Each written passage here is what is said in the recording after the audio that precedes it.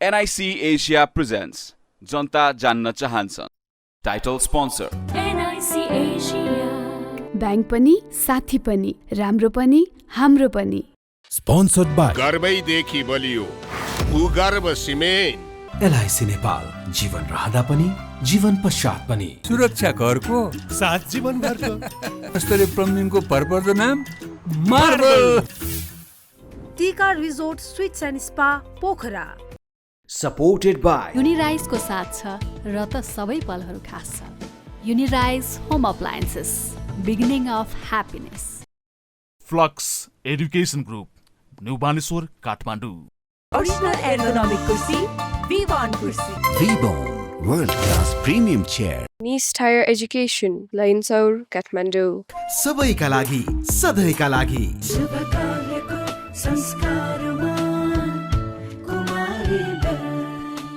म पनि आजै नेपाल टेलिकमको एन्टी फाइबर सेवा लिन्छु। नेपाल टेलिकम राष्ट्रको सञ्चार सिमेन्ट सगरमाथा योगेश बाल्ट्रा लिभ योर होम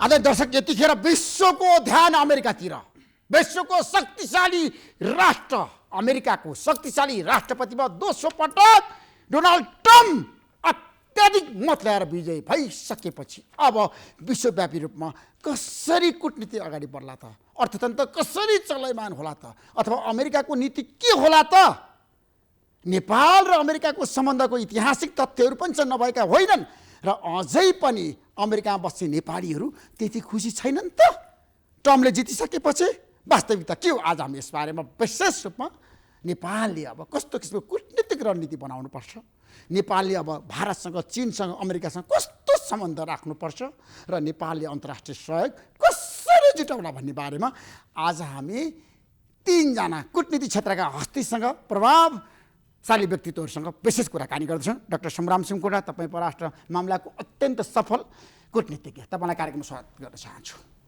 र योगेन्द्र ढकालजी, तपाईँलाई कार्यक्रममा स्वागत गर्न चाहन्छु। तपाईँ पूर्व राजदूत र कूटनीतिक मामलाको जानकार। नमस्ते।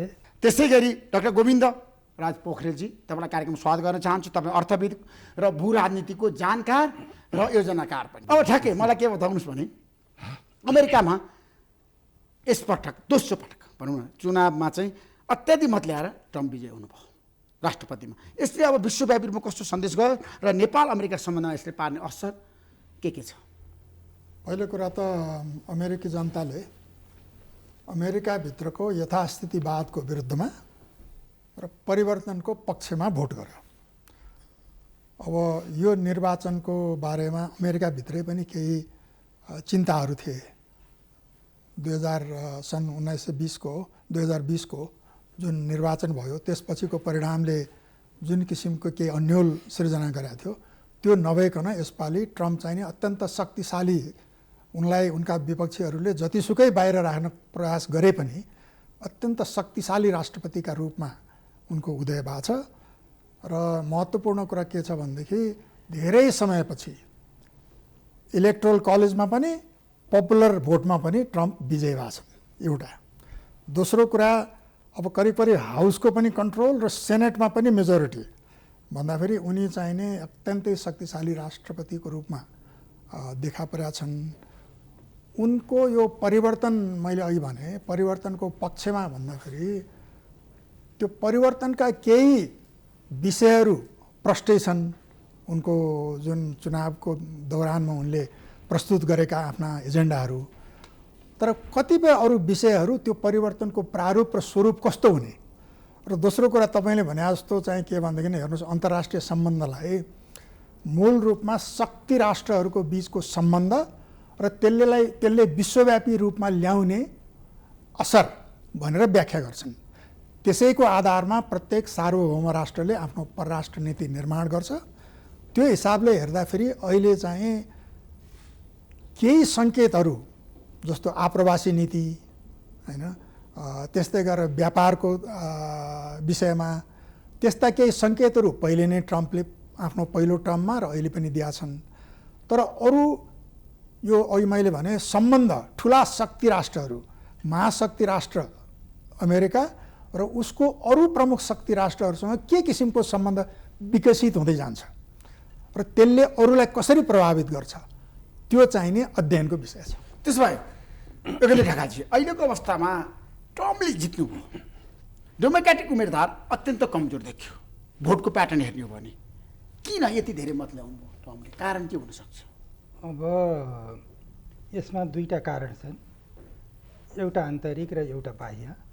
आन्तरिक पक्षमा के देख्छु मैले भने त्यहाँको जुन इकोनोमी हो, त्यहाँको विभिन्न समुदायहरू बिचको एउटा सन्तुलन हो र त्यहाँ अमेरिकाले लिइराखेको जुन बढ्दो ऋण हो, यी सम्पूर्ण स्थिति उनले आन्तरिक रूपमा पनि बाइडेन नेतृत्वको सरकारले अमेरिकालाई एउटा स्थिरता दिन सकेन, दिन प्रतिदिन खराब हालततिर अमेरिकालाई पुर्यायो। यो कारणले अमेरिकीहरू चाहिँ नि कमलाको विरुद्धमा गए र ट्रम्पलाई जिताए। दोस्रो अन्तर्राष्ट्रिय कारण, अन्तर्राष्ट्रिय कारणमा भनेको पनि बाइडेनको जुन फरेन पोलिसी हो त्यो पूर्णतः असफल भयो र मुख्य गरेर गाजा र युक्रेन पछि गएर फेरि लेबनान सम्बन्धमा बाइडेनले आफ्ना त्यस क्षेत्रका आफ्ना सहयोगीहरूलाई लिएर जुन प्रकारको विदेश नीति अपनाएर त्यसलाई इम्प्लिमेन्ट गरे, अमेरिकी जनतालाई ऋणमा डुबाएर अमेरिकी जनताको ट्याक्सको दुरुपयोग गरेर जेलेन्स्की नेतन्याहुहरूलाई जुन प्रकारको सहयोग गरेर एउटा जेनोसाइड गरे गाजामा र अहिले लेबनानमा पनि त्यही गराइराखे बाइडेनले। अन्तर्राष्ट्रिय रूपमा मुख्य गरेर अहिले कमलाको पराजयको कारण यो हो। र अर्को कुरो, यदि यो बेलामा कमलालाई नहराएको भए वास्तवमा दुनियाँभरि जुन डेमोक्रेसी भनिन्छ, अमेरिका एउटा डेमोक्रेटिक लार्जेस्ट डेमोक्रेटिक कन्ट्री भनिन्छ, त्यसको चाहिँ नि बेइज्जत हुने थियो। हेर्नुहोस्, एटलिस्ट त्यहाँका जनताले, त्यहाँका भोटरहरूले जुन प्रकारको मत ट्रम्पलाई दिएर बाइडेन प्रशासनलाई नराम्ररी पराजित गरे, यसले अमेरिका एउटा डेमोक्रेटिक कन्ट्री हो भन्ने कुरालाई चाहिँ नि स्थापित गर्न बल पुर्याएको छ। तपाईँले गोविन्द पोखरेलजी, जस्तो यो परिणाम आइसकेपछि टिका टिप्पणी सुरु भएको छ विश्वव्यापी रूपमा, सकारात्मक पनि छ नकारात्मक पनि छ। अब अर्थनीतिको कुरा गर्दाखेरि अहिले विश्वमा सङ्कट छ अर्थतन्त्रको। तपाईँ कूटनीति मामिला भन्दैन, अर्थको जानकार, आर्थिक मामिलाको तपाईँ अत्यन्त अध्ययनशील व्यक्ति पनि हो। मलाई के बताउनुहोस् भन्दाखेरि अब ट्रम्प आइसकेपछि विश्वव्यापी अर्थतन्त्र चलायमान हुन्छ अथवा यसले सङ्कट हुने? यसो छ, तपाईँ दुईवटा चिज, एउटा कोभिड पछि जुन हाम्रो शिथिल भएको अर्थतन्त्र थियो, त्यसलाई पछि रसियाले जब उक्रेनमाथि हमला गर्यो र त्यसले चाहिँ एउटा उथलपुथल ल्यायो।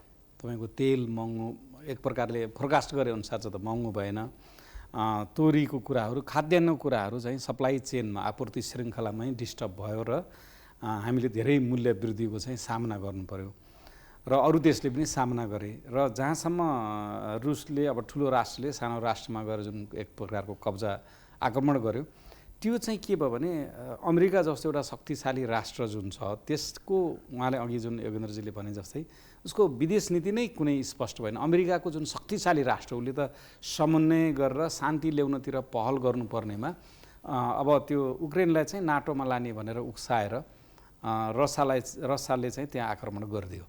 अब म व्यक्तिगत रूपमा त रसियाले चाहिँ सानो देशलाई त्यसरी आक्रमण गरेको विरोध गर्छु, किनभने उक्रेन त एउटा स्वाभिमान राष्ट्र हो। तर उक्रेनले पनि एउटा कूटनीति अपनाउन सकेन, किनभने उनीहरू नाटोमा जोइन, स्विजरल्यान्ड पनि त बसेको छैन न्युट्रल भएर, त्यस्तै बसेको भए सायद आक्रमण हुन्थेन कि। तर त्यो चाहिँ एउटा अन्तर्राष्ट्रिय समुदायको एउटा चाहिँ पहल हुनुपर्थ्यो जुन अमेरिकाले, त्यो नगर्नाले संसारभरि अर्थतन्त्रमा चाहिँ अलिकति गोलमाल भयो।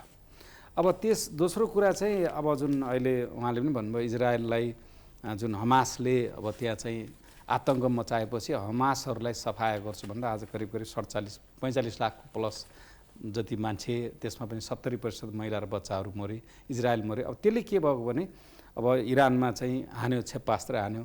अब यसले तेलको बजारमा किनभने धेरै चिज ढुवानी उत्पादन सबै ऊर्जा तेलमा भर परेको छ धेरै देशहरू र कतै न कतै यो जुन आपूर्ति श्रृङ्खलामा कच्चा पदार्थ अथवा फिनिस प्रोडक्टहरू आउँदाखेरि त्यहाँ चाहिँ मूल्य घटबड हुन थाल्छ र त्यसले चाहिँ होल विश्वको नै अर्थतन्त्र चाहिँ चलायमान हुन्छ। तर त्योभन्दा महत्त्वपूर्ण किन छ भने मैले सामाजिक सञ्जालमा ट्रम्पले जित्नुपर्छ भनेर लेख्दाखेरि मलाई धेरैले गाली गर्नुभयो, त्यो जस्तो सन्काहा डेमोक्रेसी नमान्ने महिलाहरूको यस्तो गर्ने भन्नुभयो।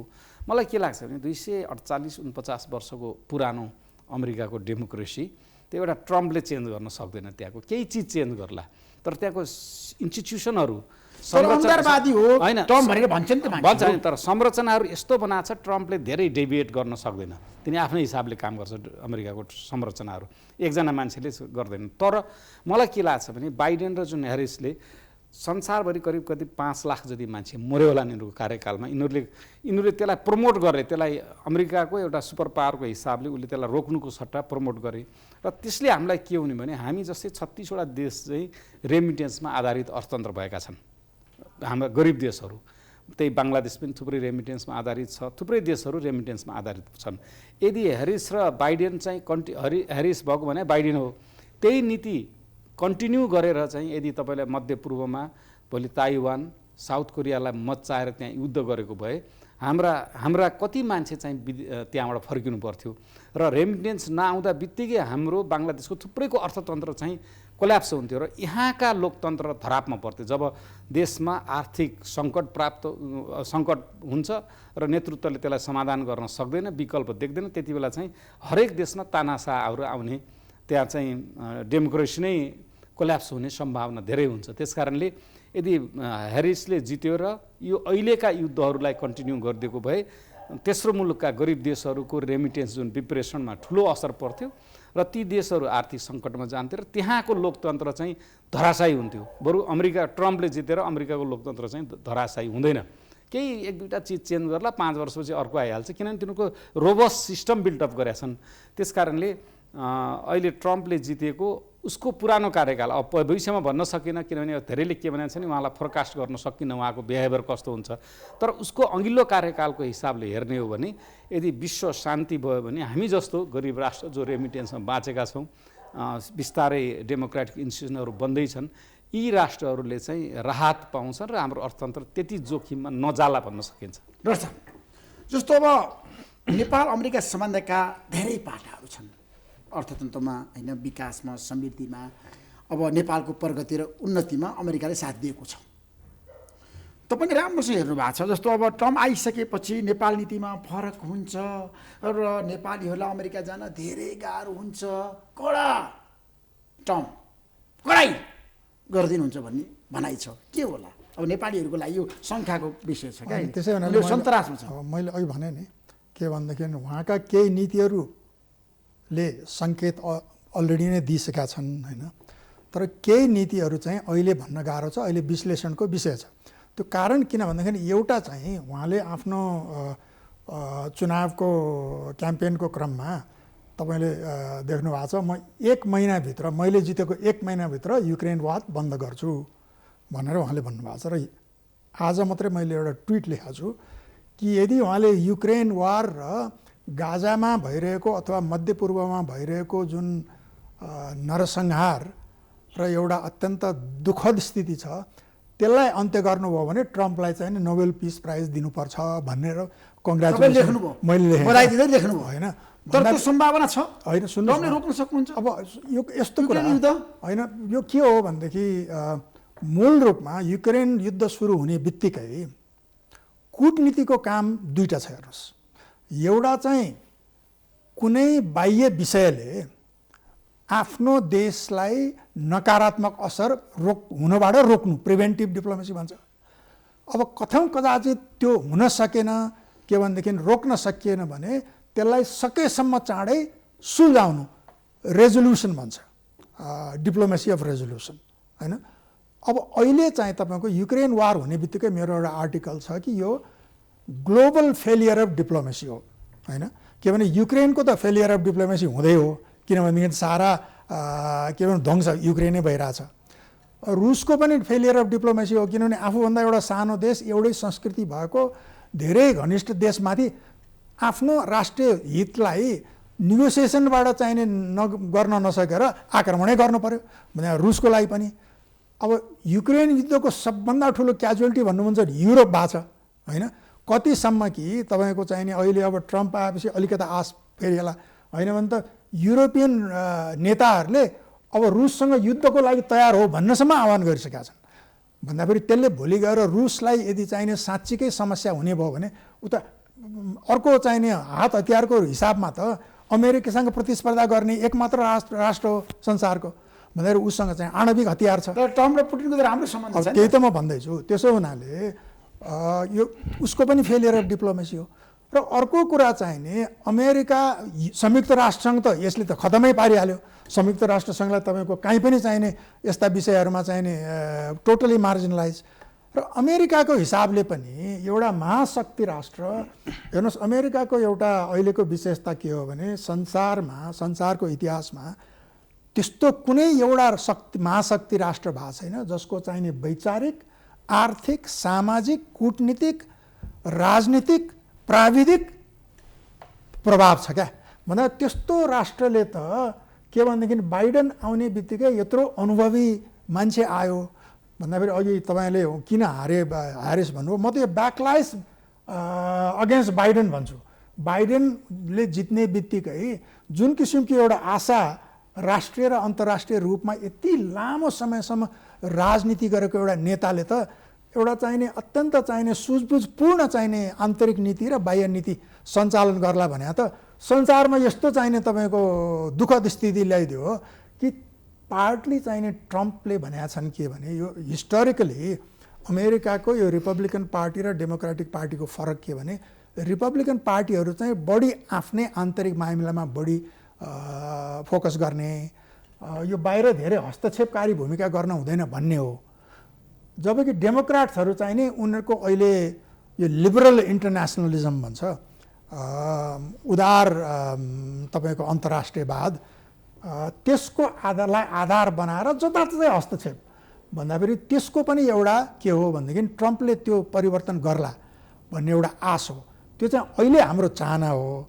तर मैले भनिहालेँ के भनेदेखि अहिले नेपालसँगको रिलेसनसिपलाई कस्तो गर्छ भन्दाखेरि मलाई लाग्छ अहिले प्रत्यक्ष रूपमा नेपालसँगको ध्यान अहिले तत्काल पुग्दैन। उसको केमा भर पर्छ भने उसले पहिलो नम्बर रुस, दोस्रो नम्बर भारत र चीन, यो तीनटा देशसँगको सम्बन्धको चाहिने तपाईँको म्याट्रिक्स कस्तो हुन्छ त्यसका आधारमा नेपाललाई त्यसले कसरी प्रभावित गर्छ भन्ने कुरा गर्न सकिन्छ।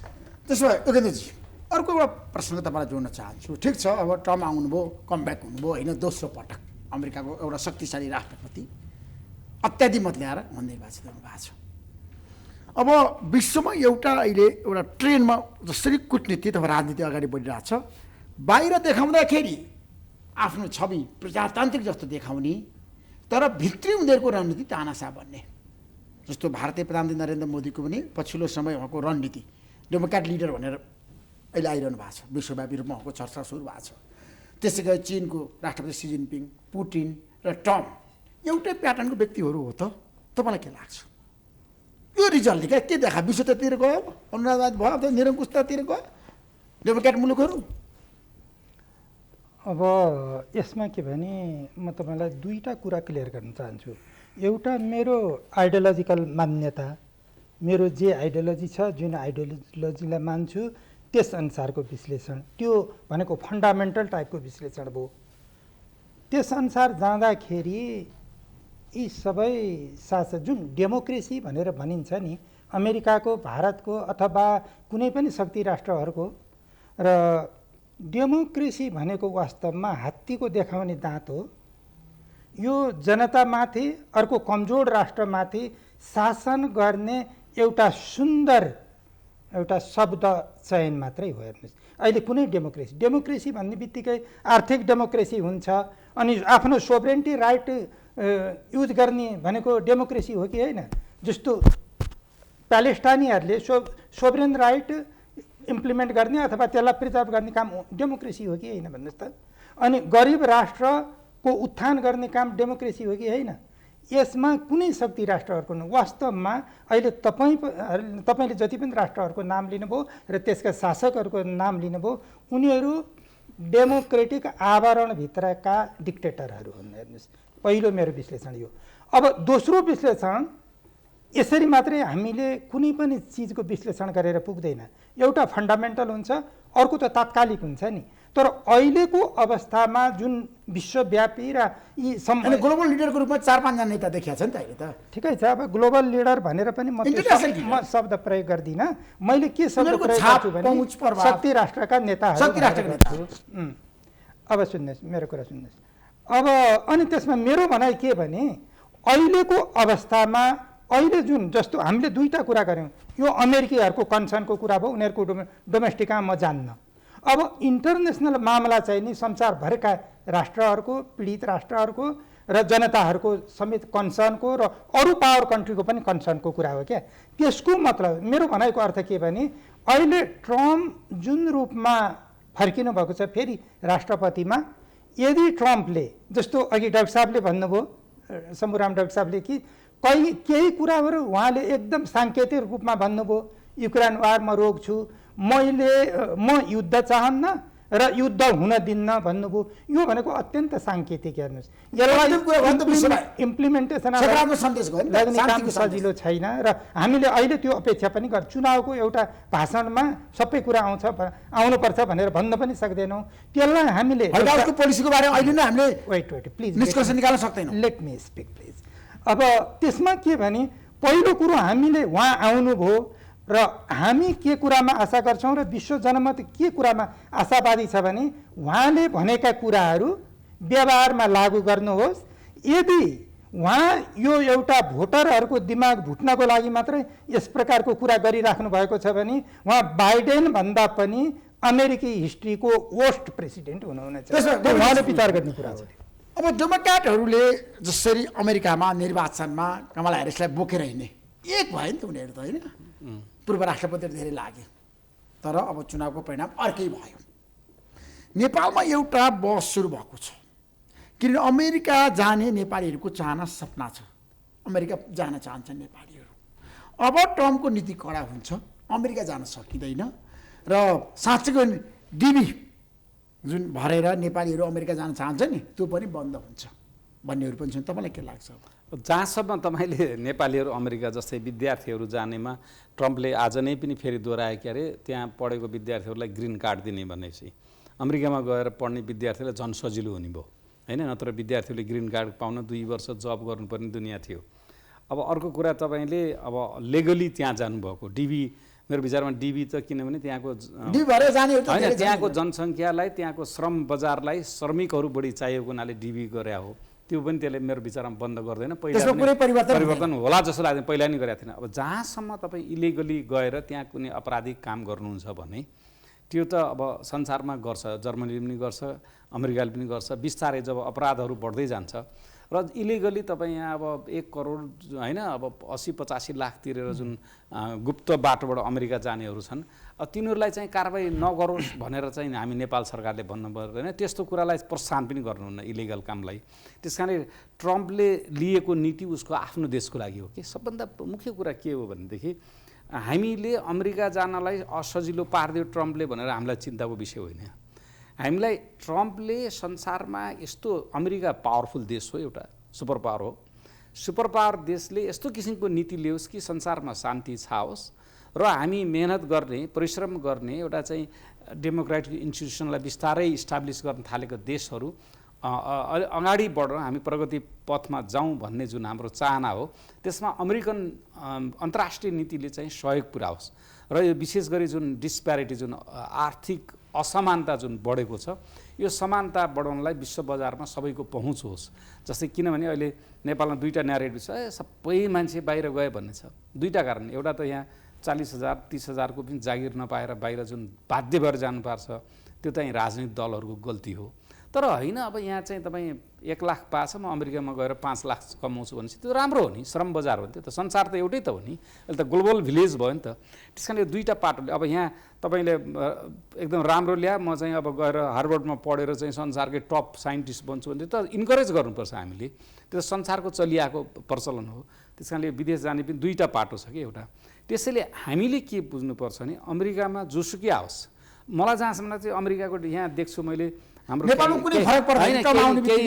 एलिट साथीहरूको छलफल देख्छु, अमेरिकाको डेमोक्रेसी यस्तो भयो, शङ्का भयो, महिलालाई यस्तो। अमेरिकाको डेमोक्रेसी केही हुनेवाला छैन, उहाँहरूले चिन्ता नगरे नि हुन्छ। अमेरिकाको डेमोक्रेसी बाइडेनले 1-2टा केही कुराहरू ल्याउला, एबर्सनको कुराहरू, त्यो अर्को राष्ट्रपतिले करेक्सन पनि गर्न सक्छ। इन्स्टिट्युसन यस्तो कडा रूपमा बिल्डअप भएको छ कि त्यो कसैले आएर एउटा शङ्काले अफ्रिकामा जस्तो, पाकिस्तानमा, बङ्गलादेशमा, नेपालमा जस्तो चेन्ज गर्न सक्दैन। त्यहाँ चाहिँ त्यो बरु हाम्रो डेमोक्रेसीको चिन्ता गरौँ कि अमेरिकन पोलिसीले, फरेन पोलिसीले गर्दाखेरि हामी जस्ता देशहरूको डेमोक्रेसी अर्थतन्त्रमा कस्तो प्रभाव पार्छ, त्यो बढी हामीलाई चासोको विषय हो। र मैले किन ट्रम्पको पहिलो कार्यकालले गर्दाखेरि हाम्रो अर्थतन्त्र स्थिर हुन्छ, उसले वार नगरेर पिसमा गयो भने। त्यही भएर मैले ट्रम्प जितोस् भनेर सामाजिक सञ्जालमा किन भनेको भने अघिल्लो 5 वर्षमा उसले कुनै ठाउँमा पनि वार सुरु गरेन। त्यो भएको कारणले गर्दाखेरि जुन ह्यारिस र बाइडेनको टिमले जथाभावी जथाकथै वार भएर यो जुन आपूर्ति श्रृङ्खला, खाद्यान्नको, तेलको, कच्चा पदार्थको, होइन, सबैको आपूर्ति, बजारको सबै लथालिङ्ग भयो नि। तर यहाँनिर एउटा डर छ, ट्रम्प चाहिँ अलिकति एन्टी चाइनिज देखिएको छ ट्रम्पको पोलिसी चाहिँ।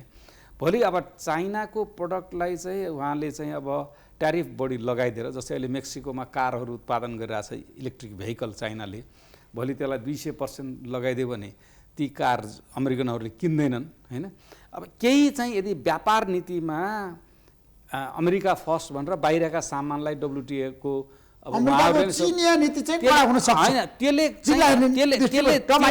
त्यो नीतिले हाम्रो जस्तो सानो अर्थतन्त्र भएको, जम्मा $45 बिलियन अर्थतन्त्र भएको मुलुकमा के कस्तो प्रभाव पर्छ, फाइदा पनि हुनसक्छ।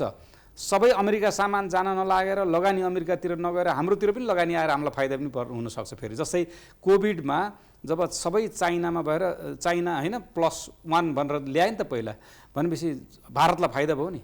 सारा उद्योगहरू अहिले भारत भियतनामतिर गए, चीनमा मात्रै डिपेन्डेन्ट हुनुहुँदो रहेछ भनेर।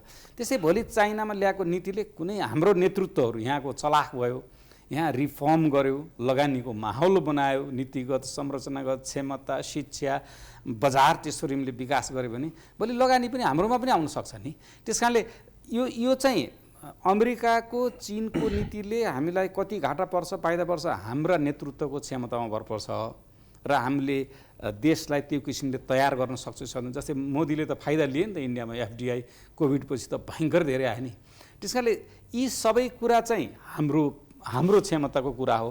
तर जहाँसम्म लाग्छ बाइडेनले जितेर हामी नेपालीहरूलाई कमला ह्यारिस र जुन के अरे बाइडेन र कमला ह्यारिसले जुन टिमले हार्यो भने बाइडेनले पनि हारे भन्नु नि त, होइन। ट्रम्पले जितेर उनीहरू हुँदा भन्दा हामीलाई फाइदा हुन्छ कि भन्ने बढी आश गर्न चाहिँ म चाहिँ आश गर्छु। डाक्टर साहब, जस्तो अब अर्थतन्त्रको कुरा गर्न चाहन्छु, आर्थिक कूटनीति, होइन, हाम्रो देशको लागि अनिवार्य आवश्यकता छ। किनभने नेपालले प्रगति गर्न सकेन, विकास गर्न सकेन। तपाईँले विश्वव्यापी रूपमा हेर्नु भएको छ, अध्ययन पनि गर्नुभएको छ। अमेरिका चाहिँ एकदम सम्पन्न राष्ट्र, शक्तिशाली राष्ट्र। अब विश्वमा गरिबीको रेखामुनि पनि धेरै जनताहरू छन्, विश्वमै गरिबीको सङ्ख्या बढिराखेको छ। पछिल्लो समय तथ्याङ्क हेर्ने हो भने प्रगति र उन्नति भएको छैन अधिकांश राष्ट्रको कुरा गर्ने हो भने। अब ट्रम्प आइसकेपछि धनी राष्ट्र चाहिँ धनी बन्दै जाने हो कि गरिब राष्ट्र पनि धनी बन्ने हो क्या? अबको नीति क्या? गरिब राष्ट्रमा धनी त बनाउनु, सम्पन्न बनाउनु पर्यो। तपाईँले यस्तो बृहत प्रश्न निकाल्नुभयो कि एउटा त हेर्नुहोस्, अमेरिकाभित्रै पनि तपाईँको अहिले यो आयको खाडल यत्रो बढा छ कि त्यहीँभित्रै पनि गरिबहरू छन् है। तर त्योभन्दा पनि अहिले तपाईँले 3टा बडा महत्त्वपूर्ण प्रश्न यहाँ ल्याउनु भएको छ क्या। एउटा चाहिँ ट्रम्पको आप्रवासी नीतिले हामीहरूलाई कस्तो प्रभाव पर्छ भन्दाखेरि अहिले यो खालि विदेशमै मात्रै गएर विदेशीले मात्रै चाहिने सहयोग गरेर देश बन्ने होइन क्या। मूल रूपमा जस्तो अहिले ट्रम्पले के भन्नुभएको छ भनेदेखि, अहिले मैले सुरुमा भने नि, एउटा चाहिँ नि यो जताततै हस्तक्षेप जताततै सैनिक कारबाहीको जुन एउटा नीति छ त्यसको विरुद्धमा आफ्नो पहिलो 4 वर्षको कार्यकालमा ट्रम्प चाहिँ नि एक मात्र धेरै वर्षपछिको एउटा राष्ट्रपति जसले नयाँ युद्ध सुरु गरेन, अरू युद्ध भएन। भन्दाखेरि यदि उनले यो एउटा नीतिलाई युक्रेन युद्ध बन्द गर्छु भनेर उनले भनेका छन् त्यसमा प्रयास गरे भनेदेखि त्यो एउटा अत्यन्त त्यसले चाहिँ सकारात्मक सन्देश संसारभरि जान्छ। त्यसले यो आप्रवासी नीतिमा चाहिँ उनले के भनेका छन् भने जति पनि मान्छे आउँछ लिगली आउ न, र के यो चाहिँ के भने आप्रवासी नेपालीहरूलाई जानलाई रोकेर पनि रोकिँदैन क्या। युरोप र अमेरिकालाई अब बच्चै पाउँदैनन्, बिहे गर्दैनन्, अनि नेपाली भारतीय चिनी बङ्गलादेशी पाकिस्तानी नगएर के गर्ने? त्यहाँ मान्छे चाहिन्छ। ट्रम्पको भनाइ के हो भनेदेखि यो अहिले चाहिने हामीलाई ठुलो चाहिँ तपाईँको एक किसिमको हाम्रो आफ्नो सम्मानको सङ्कट छ क्या। हाम्रा नागरिक यति राम्रो देश छ, यहाँ काम गरेर मेहनत गर्न छोडेर के न पाइन्छ भनेर 80-85 लाख खर्च गरेर अमेरिकामा त्यो पनि कसरी जाने भने विभिन्न त्यो यो सबै यो स्मगलरहरूले त्यो चाहिँ बन्द गर्छु भनेको छ क्या, जुन मलाई असाध्यै मन परेको छ त्यो कुरा। अहिले कति नेपाली आफै चाहिँ तपाईँको त्यहाँ गएर यत्रो रिस्क लिएर जान्छन् भन्दाखेरि एउटा यदि उनले चाहिँ नि आफूले जे नीति लिने भने हो त्यसलाई यदि कार्यान्वयन गरे भने आप्रवासी नीतिमा मलाई राम्रै लाग्छ, त्यो राम्रो हुन्छ।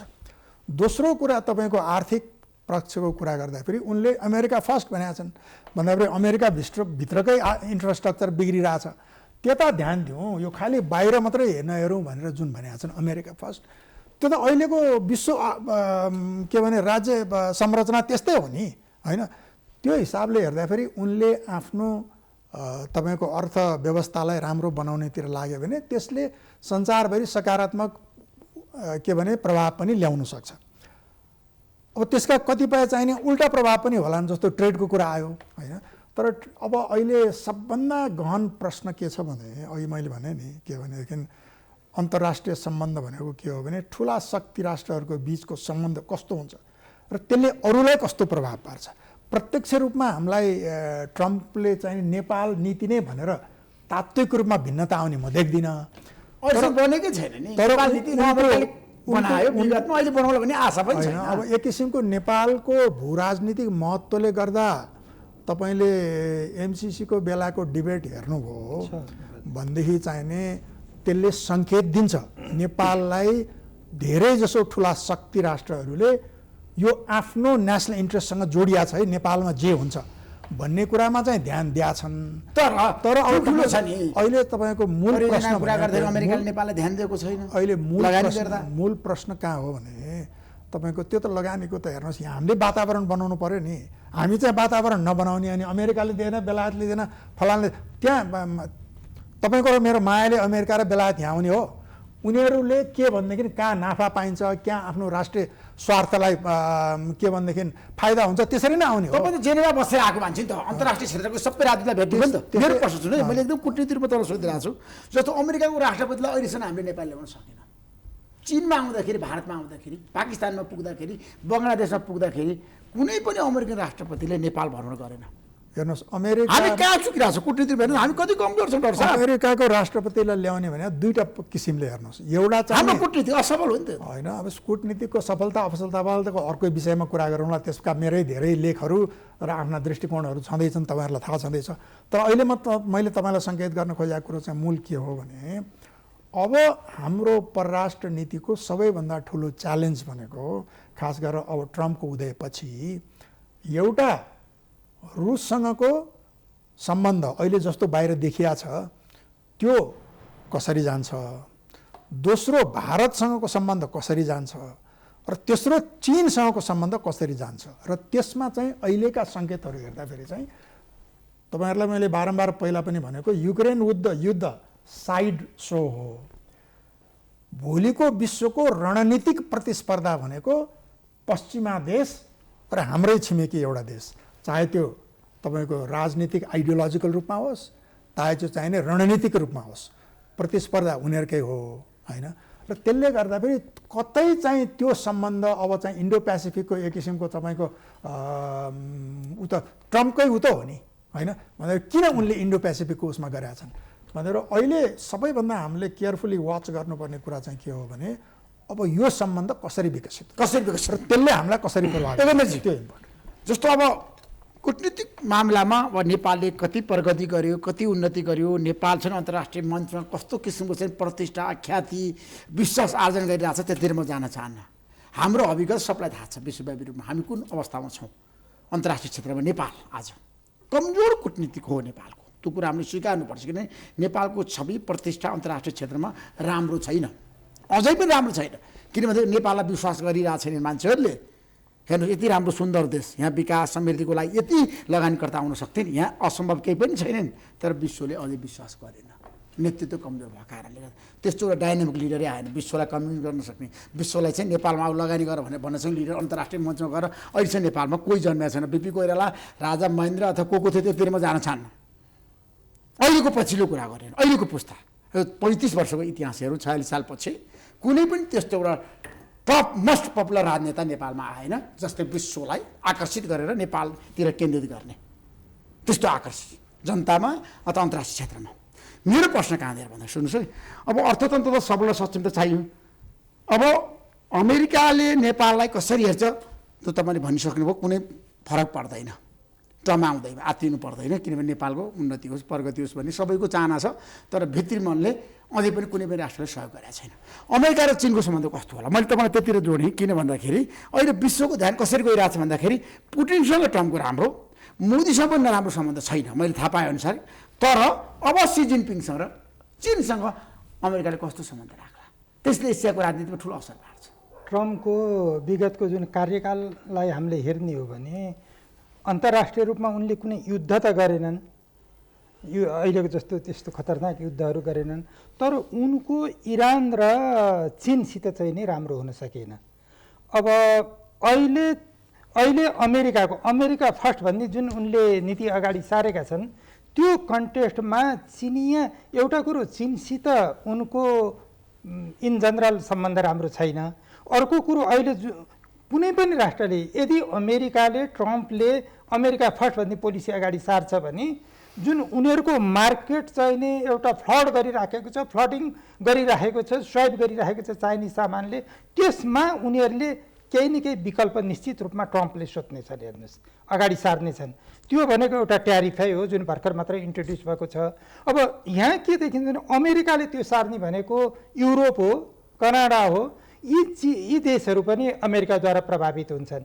यसरी उनले आफ्नो जुन पुराना र केही नयाँ जुन अलायन्स मेम्बरहरू छन् उनीहरूलाई प्रभावित गरेर चीनलाई आइसोलेट गर्ने, चाइनिज प्रोडक्सनहरूलाई चाहिँ नि रेस्ट्रिक्ट गर्न खोज्ने, अब एकदम अनएक्सपेक्टेड ट्यारिफहरू लगाएर आयातलाई चाहिँ नि एउटा ह्यारेस गर्न खोज्ने, यो पोलिसी अपनाउने बढी सम्भावना देखेको छु।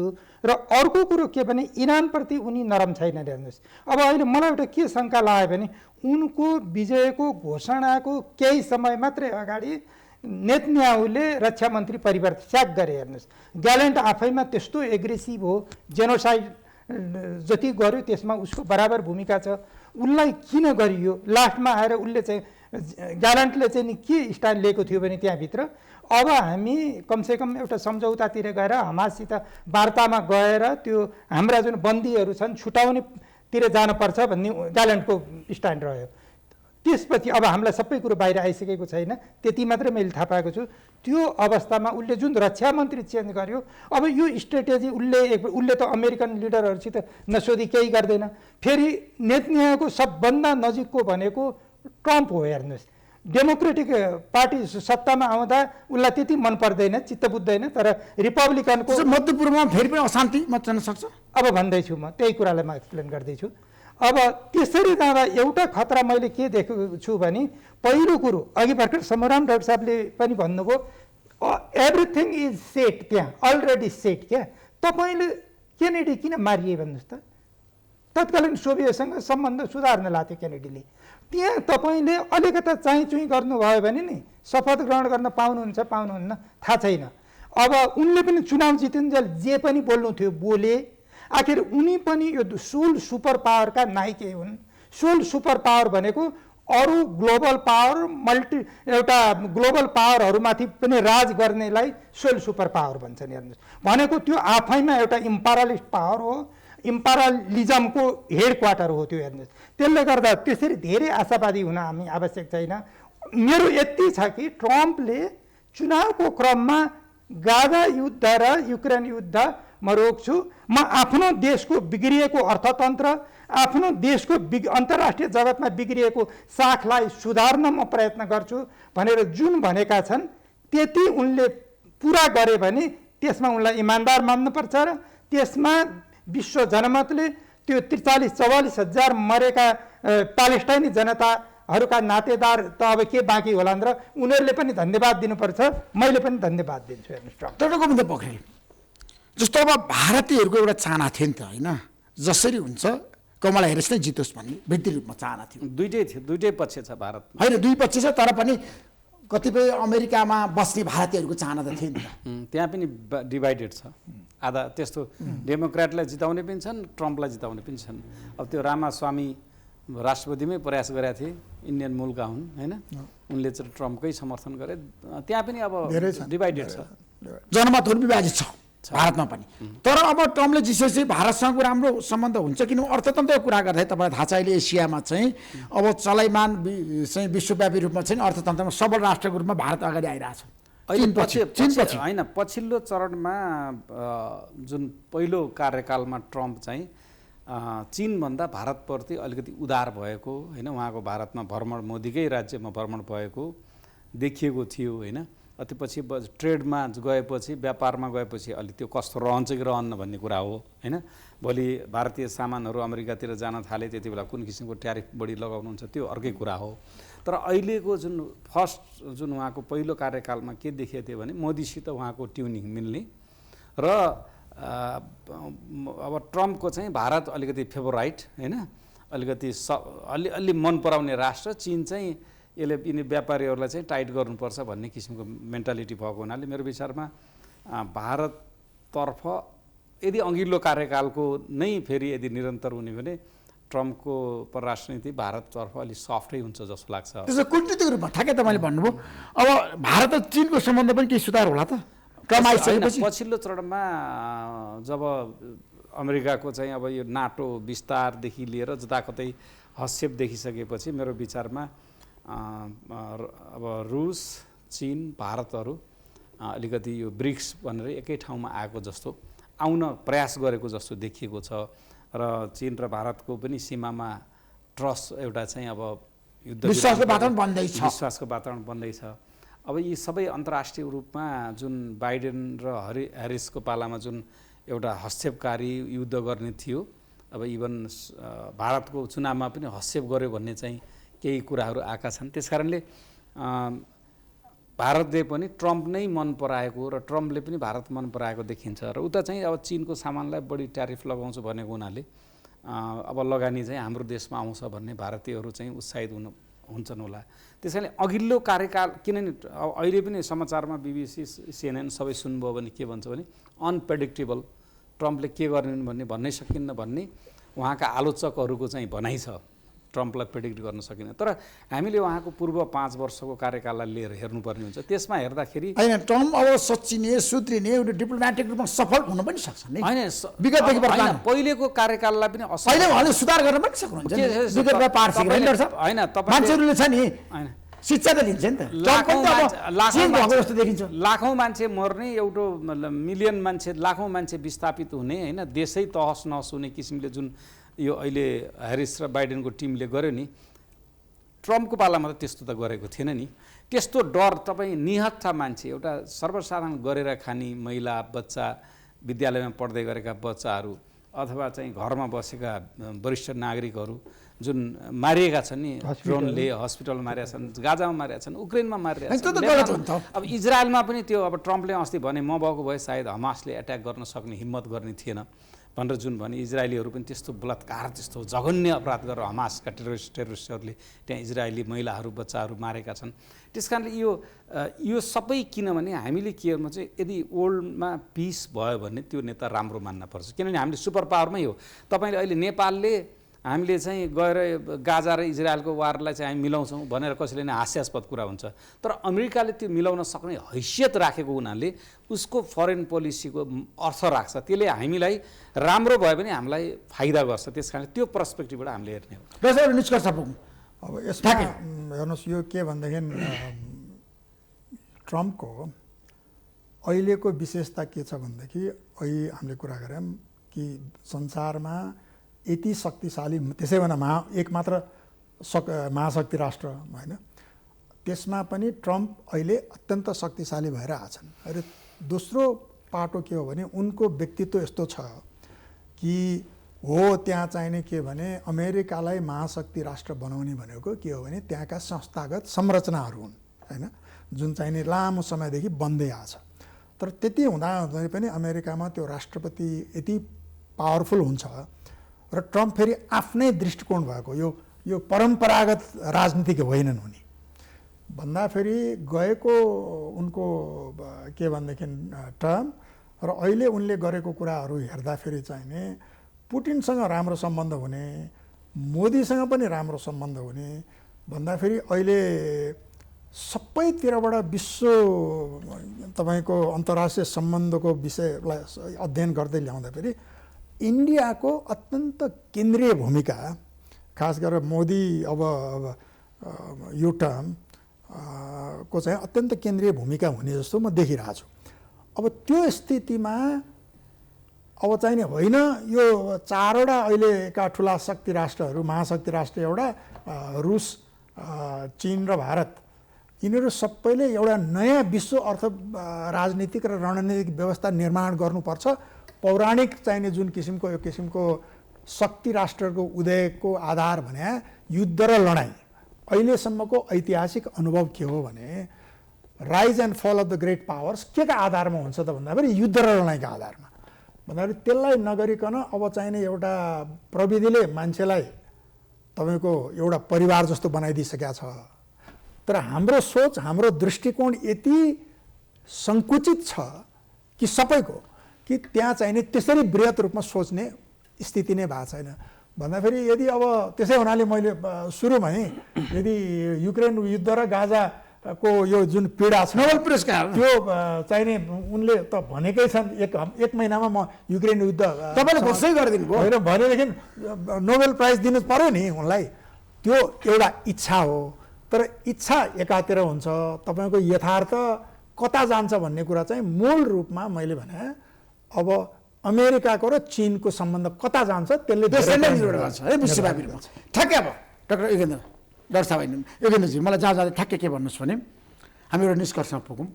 अब नेपालको प्रगति र उन्नति हामी सबैको चाहना त हो नि त।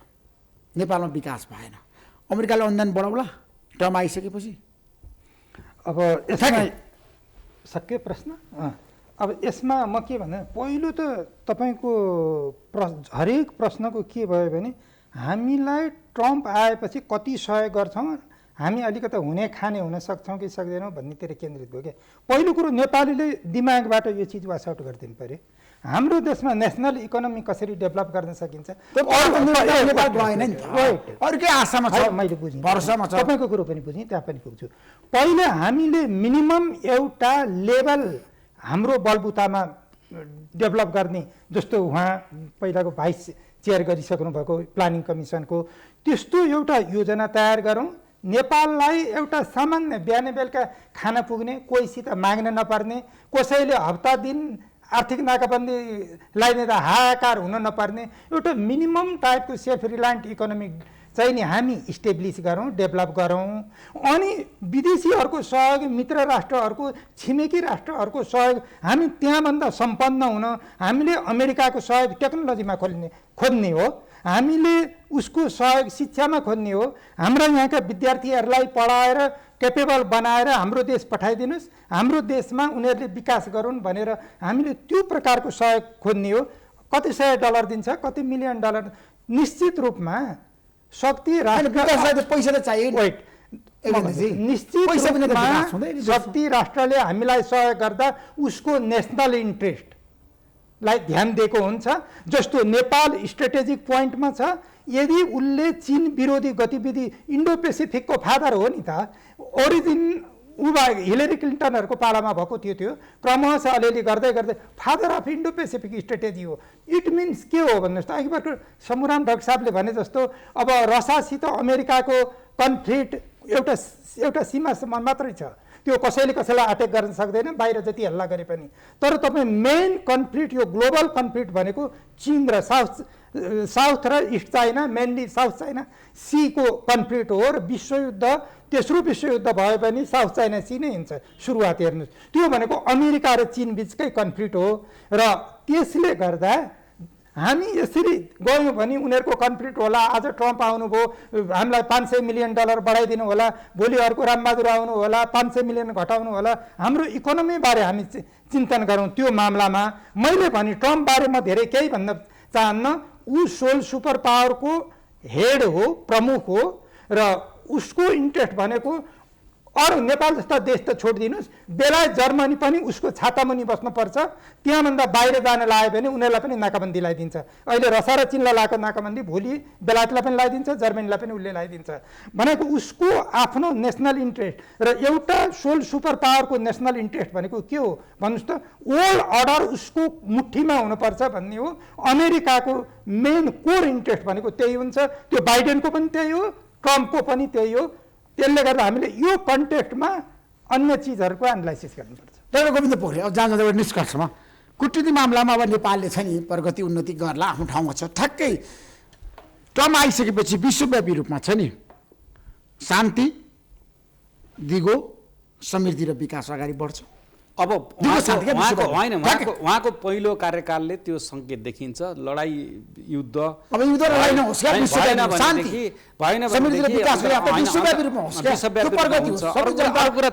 शान्तिपूर्ण रूपमा पाओस्। अरू कुरा तपाईँले भन्नुभयो, यदि साँच्चै भन्यो भने केही विकसित राष्ट्रहरू अथवा हामीभन्दा धेरै धनी राष्ट्रहरूलाई अमेरिकाले धेरै ट्यारिफ लगायो भने हाम्रो कूटनीति यदि चलाक हुनु पऱ्यो कि हामीले अमेरिकन बजारमा हामी जान सक्नु पऱ्यो। हामी त थोरै हो त, हामीले होइन, उनीहरू कति बिलियनको एक्सपोर्ट गर्छौँ, हामीले अहिले 1 बिलियनको एक्सपोर्ट गर्छौँ, यसलाई हामीलाई $1 बिलियन बढी ल्याउँछौँ तिम्रो बजारमा पनि मानिदिन सक्छ। तर त्यसको लागि हाम्रो हैसियत, हाम्रो कपासिटी, उहाँले अघि भन्नुभयो नि त योगेशले, के ढकालजीले भने जस्तो हाम्रो उत्पादनको बजार खोजौँ त, किन माग्नु पऱ्यो र पैसा। हाम्रो $1 बिलियन को हाम्रो उत्पादन किनिदेऊ नि त तिम्रो बजारमा, यो चिनको तिमीले नकिन्ने भयो भने त्यो अवसर लिन सक्छ। बजार छ न उत्पादन छ, होइन उत्पादन गरेर हामीले होइन बजार नभएर पनि उत्पादन नभएको हुनसक्छ, तर बजार पाएपछि उत्पादन गर्न उत्साहित पनि हुनसक्छ। त्यस कारणले हामीले अवसर के खोज्ने हो भनेदेखि जसरी कोभिड पछि चाइना +1 भनेदेखि जसरी अरू देशहरूमा भियतनाम, थाइल्यान्ड सबै लगानीहरू गए नि बाहिर, FDI बढी गयो, त्यही हिसाबले भोलि चीनको उत्पादनलाई सजिलै जान नदिने भने सायद हाम्रो उत्पादनलाई पो सजिलै जान दिन सक्छ। उसले चाहिँ अब कति बिलियन होइन डलरको चाहिँ सामान पठाउँछ, हामीले 1 बिलियन हाम्रो एक्सपोर्ट छ, यसलाई 3 बिलियन गर्न सक्यो त हाम्रो अर्थतन्त्र फेरि राम्रै चलायमान हुन्छ नि। त्यस कारणले हामीले त्यस्ता अवसरहरूतिर क्याच गर्न सकिन्छ भनेर त्यो रणनीतितिर चाहिँ सोच्नु। अब विश्वव्यापी रूपमा शान्ति आउँछ। ठ्याक्कै हेर्नुहोस्, अन्तर्राष्ट्रिय सम्बन्धमा के भन्छ भनेदेखि not even your best friends can be champions of your interest भन्छ। भन्दाखेरि हरेक देशले आफ्नो नेसनल इन्ट्रेस्ट भने आफैले सोच्ने हो, आफैले गर्ने हो। अहिले हामीले आश गर्ने, आरती गर्ने शान्ति आओस्, तर के भने अघि मैले भने कुरो फेरि सुरुमा जुन कुरा गरेको छु त्यो अन्त्यमा त्यही हो। त्यो के भनेदेखि केही सङ्केतहरू राम्रा छन्, तर अरू धेरै कुराहरू अब कस्तो किसिमको क्याबिनेट बन्छ, कसलाई चाहिँ विदेश मन्त्री बनाएर ल्याउनुहुन्छ होइन, त्यसै गरेर चाहिँ राष्ट्रिय सुरक्षाकार कस्तो दृष्टिकोण भएको मान्छे ल्याउनुहुन्छ, त्यो सबै कुरा चाहिँ अहिले नै हेर्न गाह्रो छ। Thank you so much. यहाँहरू तिनैजनाले कार्यक्रम आइदिनु भयो, thank you so much. Doctor Samram Sunkota, Yogendra ढकालजी र गोविन्द पोखरेल, नमस्कार। NIC Asia presents जनता जान्न चाहन्छन्, title sponsor NIC Asia। Bank पनि साथी पनि, राम्रो पनि हाम्रो पनि। स्पोन्सर्ड बाई गर्वैदेखि बलियो भूगर्भ सिमेन्ट, LIC नेपाल, जीवन रहँदा पनि जीवन पश्चात पनि, सुरक्षा करको साथ जीवन घरको स्तरीय प्लम्बिङको भरपर्दो नाम मार्बल। टीका resort suites and spa Pokhara. Supported by युनिराइजको साथ छ र त सबै पलहरू खास छ। Unirise home appliances, beginning of happiness. Flux Education Group, New Baneshwor, Kathmandu. Original ergonomic कुर्सी, V1 कुर्सी। V-Bone, world class premium chair. Nice Tire Education, Lainsaur, Kathmandu. सबैका लागि, सधैँका लागि। शुभकार्यको संस्कारमा कुमारी म पनि आजै नेपाल टेलिकमको एन्टी फाइबर सेवा लिन्छु। नेपाल टेलिकम, राष्ट्रको सञ्चार। Cement Sagarmatha, Yogesh. Baltra, live your home.